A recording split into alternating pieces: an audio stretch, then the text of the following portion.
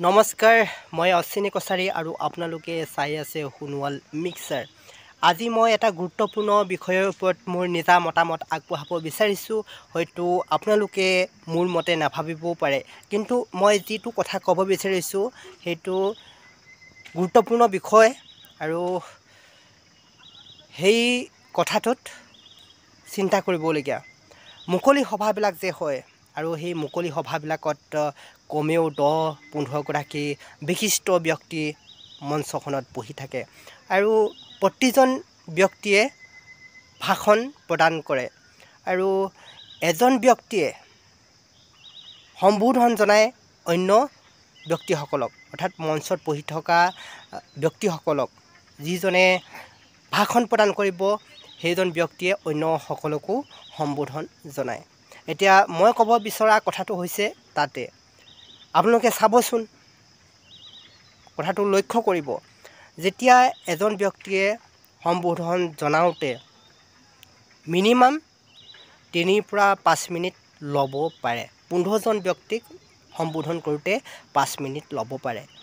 যদি এজন মানুহেই যদি 5 মিনিট লয় সম্বোধন কৰোঁতে, তেনেহ'লে 10জন ব্যক্তিয়ে সম্বোধন কৰোঁতে 50 মিনিট যাব। গতিকে মুকলি সভাখনত সময়নো কিমান থাকে? খুব 2 ঘণ্টা, 2.5 ঘণ্টা। যদি 50 মিনিট সময় সম্বোধন কৰোঁতে যায়, তেনেহ'লে ভাষণ কিনো প্ৰদান কৰিব? গতিকে সেই কথাটো লক্ষণীয়। সেইকাৰণে মুকলি সভাত যেতিয়া আপুনি ভাষণ প্ৰদান কৰিব,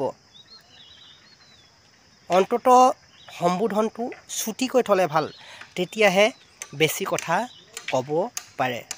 গতিকে মই নিজে ভাবোঁ সেইটো খুব এটা বেয়া লক্ষণ আৰু বহু সন্মানীয় ব্যক্তিয়েও আজিকালি কোৱা দেখিছোঁ বা আমাৰ আগত কয় সম্বোধন আচলতে খুব চুটিকৈ থ'ব লাগে। যিহেতু মুকলি সভাখন বা যিকোনো কাৰ্যসূচী সময়মতে কেতিয়াও নহয়, গতিকে এঘণ্টামান দেৰি হয় আৰু সেই এঘণ্টামান দেৰি হোৱাৰ ফলত সময় আৰু কমি যায়। সেইকাৰণে সদায়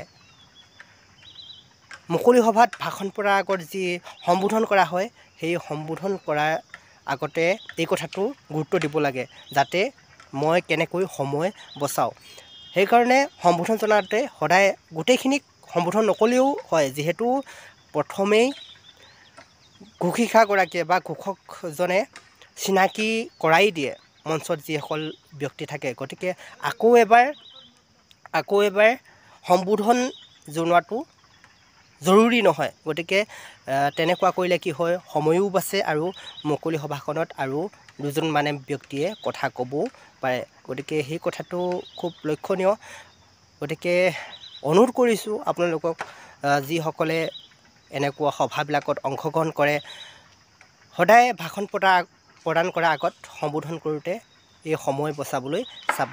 এইটো মোৰ খুবেই নিজৰ মতামত। গতিকে আপোনালোকে হয়তো আপোনাৰ মতে বেলেগো হ'ব পাৰে, কিন্তু ভাবি চাব কথাটো।